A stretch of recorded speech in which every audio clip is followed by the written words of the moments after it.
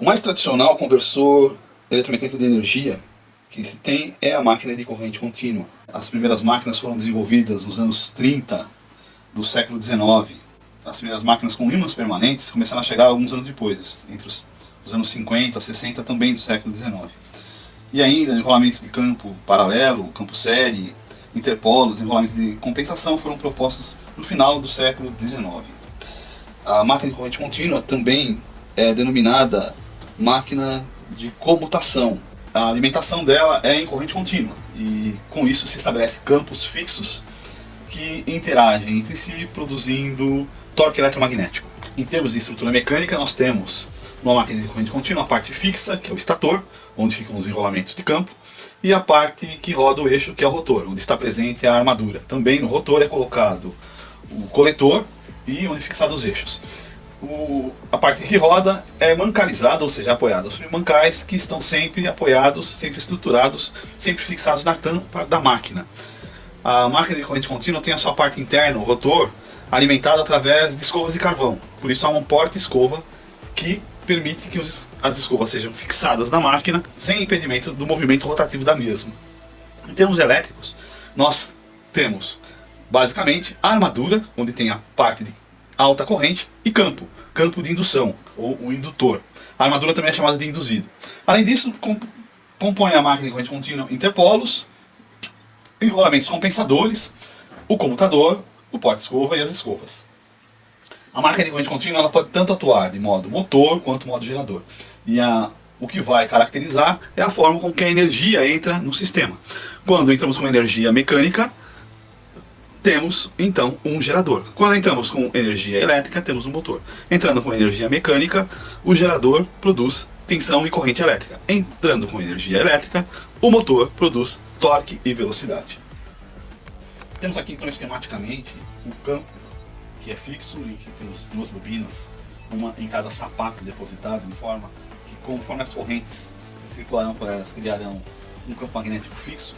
Do lado esquerdo temos o norte entrando na armadura, do lado direito temos o sul recebendo o fluxo que atravessa a armadura, que vem do polo norte, da sapata da esquerda. E dessa forma, se nós mentalmente retirarmos a armadura, que é esta parte circular aqui representada, teríamos um fluxo magnético constante atravessando este espaço.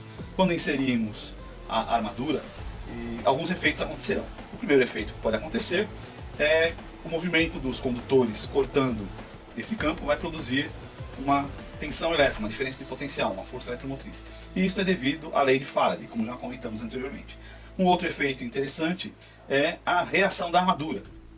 A reação da armadura é justamente devido ao fluxo que está atravessando os condutores, e pode aparecer uma tensão nos condutores, ou se colocamos uma corrente nesses condutores da armadura, e os mesmos então vão começar a criar campo magnético. Se nós colocarmos corrente entrando na parte superior da bobina, como estamos aqui, e corrente saindo, ou seja, a cruz, o X mostra a corrente entrando, o ponto a corrente saindo, o que nós vamos ter, pela regra da mão direita de Fleming, vai aparecer um campo na espira superior e um campo na espira inferior. O campo na espira superior vai no mesmo sentido das linhas que vêm do campo, enquanto que na parte inferior o campo criado vai no sentido contrário. Isso vai causar uma distorção do campo, e esta distorção do campo pode causar enfraquecimento do campo, além de outros problemas. Este conjunto de problemas aqui descrito é chamado de reação da armadura. A reação da armadura ela provoca problemas na comutação da máquina. Ela distorce o plano neutro, que é o plano que é exatamente colocado as escovas para que a comutação ocorra. É através das escovas que se entra corrente ou se sai corrente da máquina. A comutação deve ser feita nas escovas sob tensão zero, ou seja, as escovas elas, no momento da comutação curto-circuitam o comutador. Então isso pode ocasionar problemas se houver distorção do plano neutro da máquina. Entre os problemas que nós temos devido à reação da armadura está a distorção do fluxo magnético original sobre o polo indutor e também o aparecimento de fluxo magnético na região interpolar. Tudo isso prejudica a comutação. Com isso, nós temos alguns problemas bastante graves na máquina. No caso de motores, a reação da armadura provocará o enfraquecimento, a diminuição da velocidade dos motores, além do que muito faiscamento no computador. No caso de gerador, temos basicamente a diminuição da força eletromotriz gerada, e com isso então uma diminuição da tensão na potência de saída da máquina, da tensão de saída da máquina.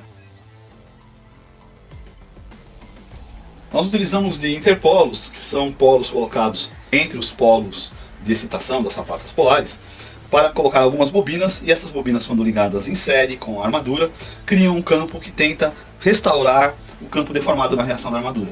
Outra possibilidade também é a colocação de enrolamentos compensadores, para executar a mesma solução. Observamos que quando temos a reação da armadura, a tensão de saída em função da velocidade cai. Então no gráfico nós vemos aqui uma curva de tensão em função da corrente de campo, e essa tensão ela também depende da velocidade. Observa-se que quando temos reação da armadura, o valor da curva é mais baixo do que o valor sem reação da armadura. Ou seja, a reação da armadura faz com que haja perda da tensão criada nos enrolamentos da máquina. Em termos elétricos, temos então o circuito da armadura e o circuito do campo. Quando uma corrente atravessa o circuito, cria-se um fluxo magnético.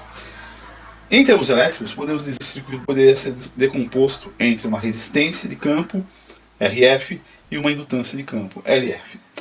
Do outro lado, nós temos o circuito de armadura, que é composto pelo bobinamento da armadura depositado sobre o rotor e que é conectado ao comutador e chega até a parte externa através das escovas de carvão fixas no porta-escova. Temos então que, eletricamente, podemos descrever o circuito da armadura como tendo uma parte resistiva, devido à resistência da fiação, uma parte que depende da indutância da máquina, do bobinamento da máquina, e uma parte que nós chamamos de força eletromotriz gerada, ou força contra-eletromotriz, ou tensão EA. Essa tensão EA é devido ao movimento dos condutores sobre o campo magnético. Observamos que o bobinamento de campo pode ser substituído por ímãs permanentes, porque o que importa no campo é que o mesmo mantém um fluxo magnético constante sobre a armadura. Em termos de princípio de funcionamento, nos concentraremos na armadura. Temos aqui então o esquema de uma armadura para o princípio do motor, em que temos a resistência da armadura, a indutância da armadura e a força eletromotriz, que é o EA. Vamos então entrar com uma tensão, a VA, V de armadura, e a corrente de armadura vai então entrar na máquina e vai desenvolver na mesma torque e velocidade. Então colocamos uma polaridade aqui, positivo e negativo. Vamos trocar aqui o VA por VTA, V terminal A, V terminal da armadura, e temos a equação que a tensão de armadura vai ser igual a um GAF vezes IF, que é a corrente de campo, vezes a velocidade ômega-n do rotor, mais RAIA, que é a resistência da armadura, vezes a corrente da armadura. Vamos depois discutir o que é o GAF. Consequentemente, IA é dado por VTA menos GAF vezes IF ômega-n sobre RA. O GA é dado, é uma função da tensão da armadura. Podemos dizer que a tensão da armadura EA é igual ao GA e F ômega-n, ou seja, depende da corrente de campo e depende da velocidade da máquina. Bom, o GAF é a mútua rotacional entre os enrolamentos da armadura e do campo indutor, ou também conhecido como mútua mocional. A unidade é dada em volts por radiano por segundo. Influencia diretamente na força eletromotriz. Uma outra forma de ver isso é que a tensão da armadura também pode ser colocada como dependendo do fluxo do campo e da velocidade da máquina. Então temos que EA é igual a KA vezes φF vezes ômega-n. φF é o fluxo do campo, ômega-n é a velocidade do eixo rotor. Podemos calcular a potência eletromecânica desenvolvida na máquina. A potência eletromecânica desenvolvida na máquina é igual a tensão de terminal, VTA, vezes a corrente de armadura, menos as perdas no rotor, ou seja, as perdas da armadura, ou seja, as perdas da armadura, menos RA vezes IA ao quadrado, perdas joules. Isso vai nos dar aqui VTA menos RA vezes IA, vezes IA é igual a potência eletromecânica. Mas VTA menos RA e IA é a nossa força eletromotriz. É a diferença da tensão de V terminal menos aquela de tensão na resistência da armadura e aquela de tensão na indutância da armadura. E observamos que esses valores da indutância aparecem apenas durante o transitório. Em regime, podemos considerar que toda a queda de tensão se dá pela resistência da armadura e a força contra-eletromotriz, ou a força eletromotriz na armadura. São vários os condutores que estão dentro do enrolamento da armadura. A tensão elétrica média gerada no circuito da armadura, que a gente chama de força eletromotriz, aqui representada por EA, é a tensão média gerada em cada um desses grupos. E então é o resultado, na verdade, da soma de todas as tensões médias induzidas nos condutores conectados em série em cada grupo. Dessa forma, o KA é calculado quanto ao número de condutores de cada grupo de bobina e como essas bobinas são conectadas entre si no comutador. Com isso, nós conseguimos novamente ligar a força eletromotriz gerada ao GAF. Temos por consequência que a potência eletromecânica ou a potência eletromagnética é definida pelo GAF, que é esta múltipla mocional, pela corrente do campo, pela velocidade com que os condutores interagem na máquina e pela corrente de armadura. Então temos aqui duas correntes atuando na potência eletromecânica, a corrente de campo e a corrente de armadura. De forma que, se nós vemos a equação, a potência eletromecânica pode ser reduzida a força eletromotriz vezes a corrente de armadura. Isso nós já esperávamos, quando nós vimos exatamente este resultado quando estávamos começando o nosso estudo em conversão eletromecânica de energia. O torque eletromagnético, por sua vez, já vai considerar também a corrente de armadura, a corrente de campo e uma ação direta da indutância mocional. Uma outra forma é que o torque eletromagnético também pode ser a constante da máquina, Ka, vezes o fluxo da máquina, fluxo da armadura, e a corrente da armadura. Ka é uma constante determinada pelo projeto. Ela depende do número de polos, do número de condutores, de como são conectados os condutores no enrolamento da armadura, e ela também nos leva a entender como o fluxo magnético é concatenado pela armadura. Lembrando que a lei de Faraday nos informa que a tensão gerada em uma bobina é igual à variação temporal do fluxo magnético concatenado por esta bobina. Vamos corrigir aqui o torque e a velocidade no desenho.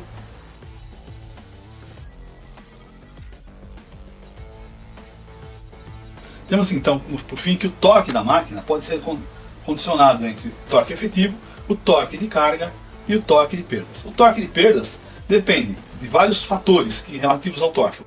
O primeiro é o atrito na máquina, atrito de forma seca, em várias partes da máquina. O outro é o atrito que depende da velocidade, que é o atrito viscoso dos mancais. O outro é devido ao atrito com o ar, e aí nós temos principalmente nos sistemas que envolvem ventilação forçada. Então temos que no torque de perdas, temos que considerar o T do atrito, o torque do atrito, mais o torque devido ao atrito viscoso nos mancais, mais o torque devido à velocidade do ar sobre a estrutura. Vendo que o torque relativo ao ar leva-se em consideração o quadrado da velocidade. Com isso temos que no modo motor, nós temos um torque eletromagnético produzido, menos o torque da carga, TL, e o torque de perdas. Em consequência, temos que o torque eletromagnético é igual à somatória do torque de perdas mais o torque da carga. Em termos de potência, o que nós podemos dizer? Nós temos que na máquina de corrente contínua entramos com potência através da armadura e do campo. Parte desta potência é perdida na própria campo, na resistência de campo, RF e RF ao quadrado, perda Joule. Depois, parte desta potência também é perdida por efeito Joule na armadura, RA ao quadrado. Parte da potência é perdida em termos rotacionais e o que resta é a potência de saída, a potência do eixo. A potência eletromagnética, na verdade, a potência que deve ser considerada após a retirada da parcela das perdas joules no campo e das perdas joule na armadura. E ela então que produz o movimento da máquina quando nós retiramos as perdas rotacionais. O P-ROT aqui é devido ao torque de perdas. Consequentemente, o que temos? Que o torque eletromecânico ele impulsiona o rotor da máquina elétrica.